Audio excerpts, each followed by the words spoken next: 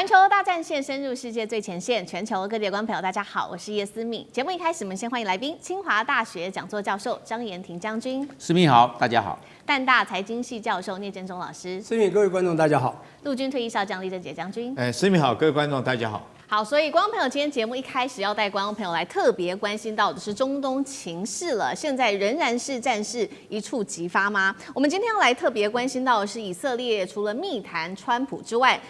在美國方面，現在雙航母接下來就會集結了，中東火藥味逼近臨界點。今天會一起來做關心三個火線話題。今天我們請來賓特別幫我們做解答。首先就是納坦雅胡跟川普了，他們秘密的兩個人私底下談了3個小時，這當中納坦雅胡要求川普對伊朗的態度要更強硬，川普則是警告說，現在的局勢其實非常嚴重，如果美國跟伊朗的談判破局的話，我們接下來要來特別關注的是以色列總理納坦雅胡會不會自己去打伊朗呢？這是第一個問題。接下來我們也會特別來關心到的，川普說的，除了林肯號之外，接下來布希號也會一起移向中東，雙航母會在中東會師，那麼攜帶60到75架的戰機，空中戰力預估會翻倍，攻擊規模有多驚人，戰力如何？等一下我們可以一起來做評估。最後今天也會一起來關心到，是川普在這當中秘密提供了6000台的星鏈給伊朗，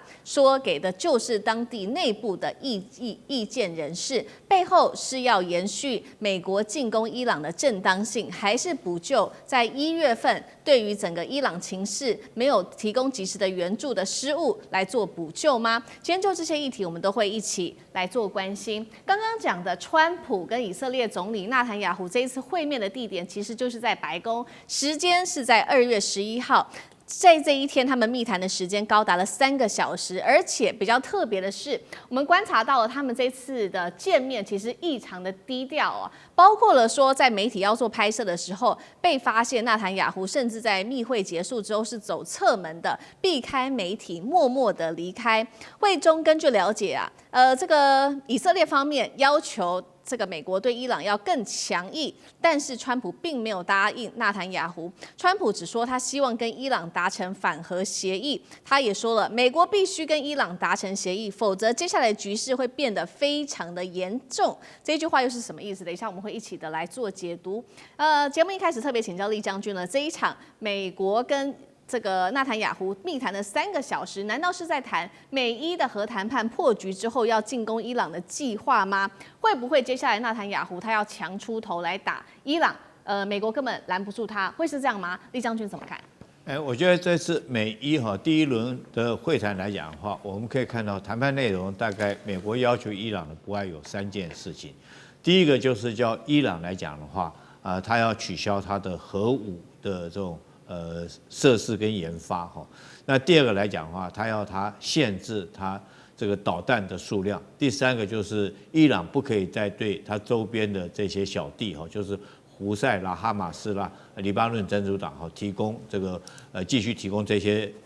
武裝資源。那我們就3點來看的話，第一點濃縮鈾的部分，我覺得伊朗有答應哈。伊朗來講說，我可以降低我的濃縮鈾，他沒有說取消核計劃。核計劃包括到這個核能發電都算核計劃嘛？那只是說我的核子不會去發展核子武器，這個濃縮鈾不會去發展武器，所以他說他可以降低濃縮鈾。濃縮鈾我們大概推估，伊朗現在濃縮鈾的濃度大概60%，當然有些說法是到90%了，就是差一步之遙就可以達到這個核子武器的這種等級啊。它降低來講的話，當然如果降到10%這些那就是純粹只是做核能發電來使用。可是相對的，伊朗要求美國說我降低我的濃縮鈾的比例，那你美國必須要取消對我的這種經濟上面的制裁，這是第一點。我覺得雙方在這方面有取得共識。那第二點來講的話，第二點就是要對伊朗限制它的核導彈。我覺得這個方面來講，伊朗不太容易可以達成協議的，伊朗也不太容易答應，因為伊朗現在自保的武器就是這一些所謂的戰略導彈跟它的無人機它號稱它的導彈射程可以到2000公里，然後數量有到2-3千枚那麼多，甚至於它也展示了它5座的地下的這種導彈庫，也展示給媒體去拍攝跟參觀，還有無人機。那這些是它可以攻擊以色列或者是美軍在中東地區的這種基地的設施可以對他們實施攻擊，所以我認為這些導彈對伊朗來講是保命的東西，所以他也不會輕易的就答應，甚至我認為要答應的可能性是不高。那第三個，對於周邊的組織伊朗取消對他們的支持，我覺得伊朗現在以他現在經濟狀況，可能不太容易對周邊這些在提供經濟上或者是武裝上的支持是不太可能的，尤其像敘利亞已經倒台了嘛，這個那另外來講的話，黎巴嫩真主党大概也被打殘了，哈馬斯在這邊也奄奄一息，其實因為距離太遠，功能也不大。但是我們反過來看以色列來講的話，現在對以色列最大的威脅，除了說是核武之外，核武平常講這個伊朗現在還沒有做出來，但是對以色列威脅最大的。對它生存威脅最大就是這些的導彈因為從去年的6月份戰爭，我們就看出來，以色列到後來來講的話，它的攔截導彈庫存量已經很明顯的降低，它的攔截率也慢慢減低到50%以下所以伊朗如果說現在保有這些這個彈道導彈，對以色列這種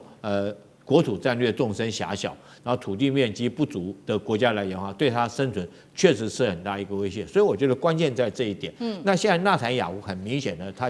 他要拖着美國下水，借着美國的這種布希跟林肯號2艘的航母戰鬥群，具有龐大的攻擊力，包括除了戰機之外，也有這個在約旦的這個 F-15E 戰機，還有各型的這個戰斧型巡弋導彈，來對伊朗發動所謂攻擊，一舉摧毀掉它的這種導彈設施跟核能設施，然後採取它搶手段，目的在保有以色列自己後續的生存能力。可是我們现在在看就美國川普立場來講的話，他可能不太願意開啟這場戰爭，因為他如果說沒有把握一次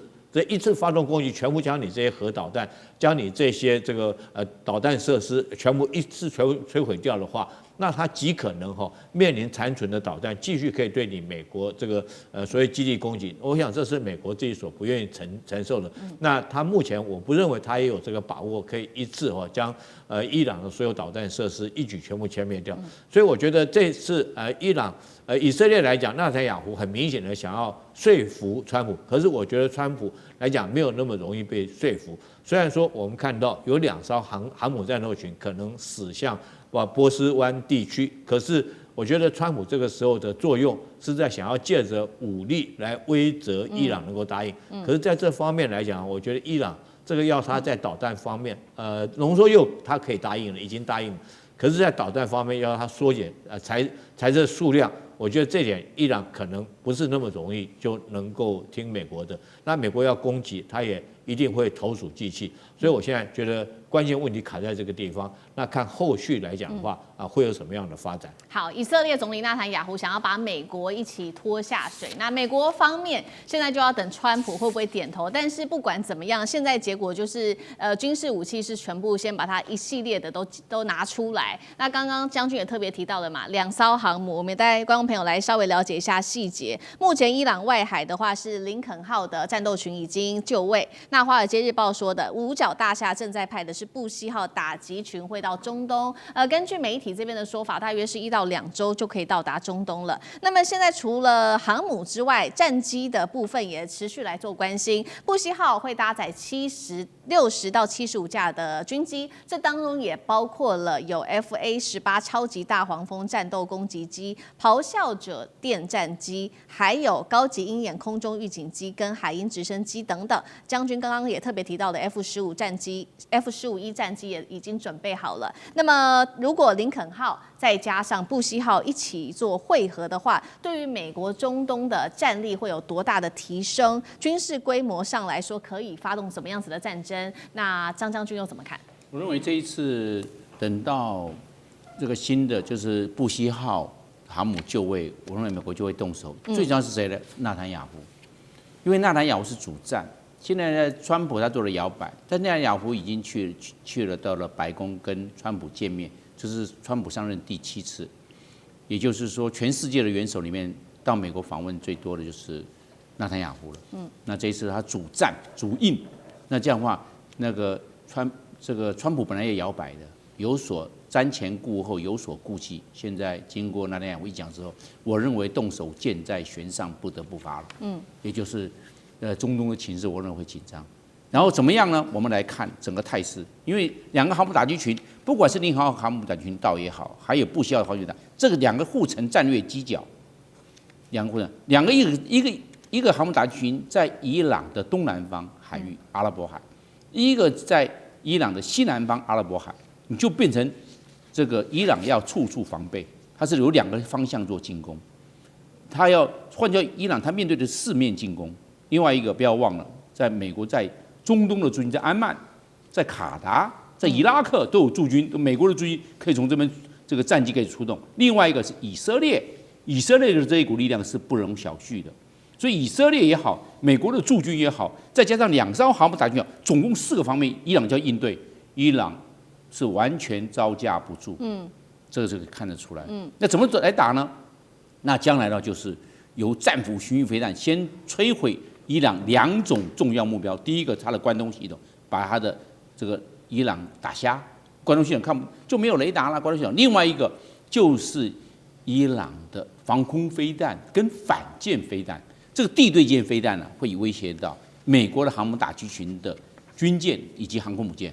所以這2個先摧毀，一摧毀之後，現在美國的戰機在陸地上的戰機或從2艘航空母艦的戰機就可以進入了。這個時候打它的一個相關的重要的軍事設施目標，還有我們講到的就是核武的提煉設施，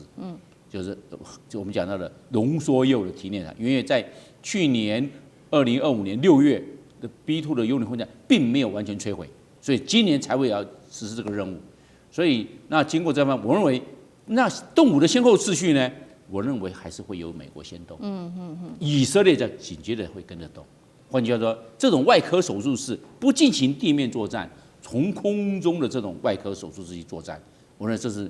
美國對伊朗這次動武的作戰的模式。那只看是什麼時候啟動。我認為啟動最佳的時機就是不希號到位了。那這樣的護城戰略犄角變成背靠背，你要去防備這一個，還是要防備這一個？當你防備這個，這個出動；當你防備這個，這個出動。所以戰機還有一個中東地區的美軍駐軍，它的薩德系統，還有 PAC-3 的愛國者3型的防禦都大陸續就位前推了，空中加油機也進駐了，還從歐洲所調派出來的美國的 F-15也進駐了，那更不要說是 F-35到位。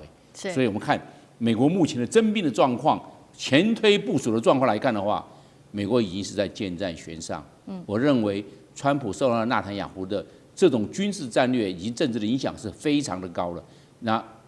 本來川普的搖擺的政策可能又回到原來要動武的一種強硬的路線了，要不然他不會徵兵，應該保持目前的這種狀態。但是他是繼續徵兵，我認為他要預計奏效，而不是做我們講到的滾動式的或者逐次的投入。川普的打法是要一次到位。謝謝將軍。好，剛剛張將軍也特別幫我們看到說，這個美軍戰力在雙航母上面連結之下，接下來的戰力威脅其實是對於伊朗來說是非常巨大的。我們看到美軍除了這一回出動了雙航母跟戰機之外，另外我們也來看到，美軍現在川普政府正在秘密向伊朗運送6000台的這個星鏈終端，要在伊朗這個政府壓制它的網絡之後，把這些星鏈的終端特別提供給當地的意見人士，讓他們可以在網絡中斷之下可以繼續保持連接。為什麼美軍要這麼做？是不是有一些彌補的作用？因為在1月份的抗爭中，其實伊朗的內部的異議人士死了非常多的人。我們也來看到一個最新統計，光是1月份伊朗全國抗議中已經有至少7000人被捕，而且是被殘酷的鎮壓。美軍這個動作，是為了什麼？聶老師怎麼解读？OK， 我覺得意見人士、異議人士我覺得多少跟我們講哈，美國在製造情資的時候呢，去煽動，這絕對有關。就像川普他自己講的非常清楚，他一直呢，這個不管是語義啊，或者行動上，一直在讓這些異議人士呢，能夠盡量能反對現在政府，能抗爭就抗爭，然後呢，也一直說我們的資源就要來到。那麼非常清楚的，剛講 Starlink 這6000個，其實就是一個很重要的資源。因為我一直有時候覺得很奇怪哈，那各位想想，去年6月4號哈，從這加拿大一下跑回了這個美國，然後說要做一個2個禮拜的決定的動作，2天就拿了這個 B2，就帶了 GBU57，不就炸了一個這個深土炸彈，就炸了60公尺，可能沒有炸到80公尺，所以沒有炸到真正的這個核設施。那這個時候呢，你就發覺好像这個美國就跟這個委內瑞拉一樣，那個元首綁架案一樣，很容易就這個好像輕而易舉的拿到他要的，對不對？可是你會發現這次不太一樣，他雙航母也去了，各種 F-35各種戰機啊，在這個飛上也已經在連布局布陣了。發覺這次伊朗好像不是他想象着這麼好的這個去敵對。那麼因為這個如果真的這個直接直戰下去呢，美國也會受到很大的傷害。各位可以看到，這個我們講伊朗是很大的，那它的軍事力也不算差。那即便美國當時是最強，可能會把你壓制，但是它絕對會受傷慘重。那當然科技力也不算差。那麼當然，美國現在呢，我覺得最重要的還是要靠這個情治單位了。那我猶記得啊，當時在炸這個 GBU 武器之前，各位可以了解，伊朗有非常多其實是非常專業、非常資深的所謂的研究員。什麼研究員？就核彈的研究員，甚至這些將領呢，都被怎麼樣精準瞄射暗殺了。當然有人說是以色列的莫薩德的這個情治單位，當然美國的情治单位也在裡面。所以我的重點就是，美國其實它必須善用這一塊。我想一路走來，美國在各個國家各個地方，只要他要打贏一個仗的時候，他不是完全用他的軍事實力，軍事實力可能是用威嚇，